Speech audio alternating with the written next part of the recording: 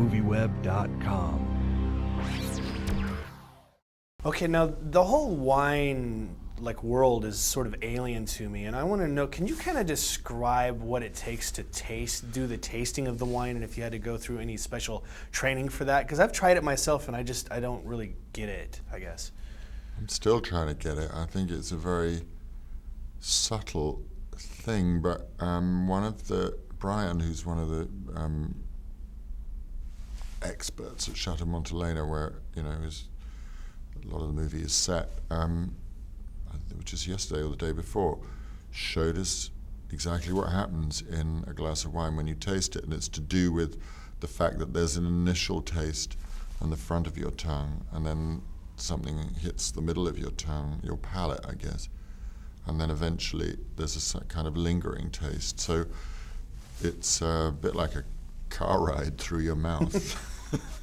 And why do they spit it out? That's another thing I never got. I guess because they don't get drunk all day? Drunk. Yeah, that's the only reason? Yeah. Oh, okay. Well, now Dennis Farina's character isn't really an actual person. I mean, he wasn't part of this. And I'm wondering, did you see him sort of as like an amalgamation of Steven's inner American spirit? I mean, was that kind of how you looked at him? I think it's good for Steven Spurrier in the movie to have a kind of adversarial force who's also a supporter.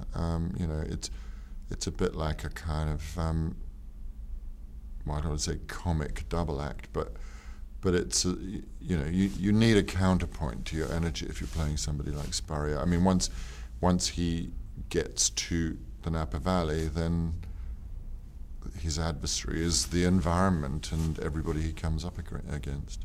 Now, with Steven, did you actually get to meet with him and kind of look at him and see what some of his characteristics were? I spoke to him on the phone, and apparently we have met each other, but it was a few years ago, and it was a pure accident before anybody had mentioned a movie. So that was just to do with being in Italy on a wine estate at the same time by pure accident.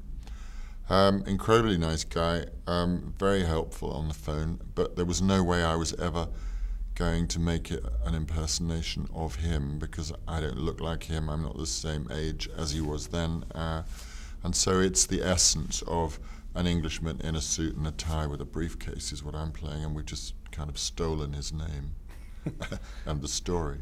Yeah, now what did you enjoy most about the character and being able to bring some of your own ideas into this character? Well, there's a certain kind of Englishness that's fun to play, especially when they get angry and kick things. Because they're sort of faintly ridiculous. I suppose that we all are, as English people. We're faintly ridiculous a lot of the time, but we've also got quite a lot of courage. Now, did you have to learn the differences between the white wine and the red wine and kind of what went into making each of them?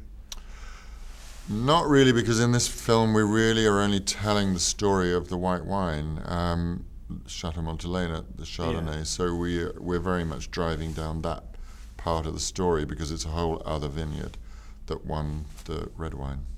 Now, how much did you enjoy spending time in the California wine country? I mean, had you gone there before and spent time, or was this the first time? Never, no. And I spent a lot of time in Tuscany, and it's like going to Tuscany and then blowing it up times 10. Yeah. Incredibly beautiful. You just think, how lucky am I? I'm looking at this all day long, and we're making a movie in it. Bottle shock. Why don't I like you? Because you think I'm an arse, and I'm not really. I'm just British and, well,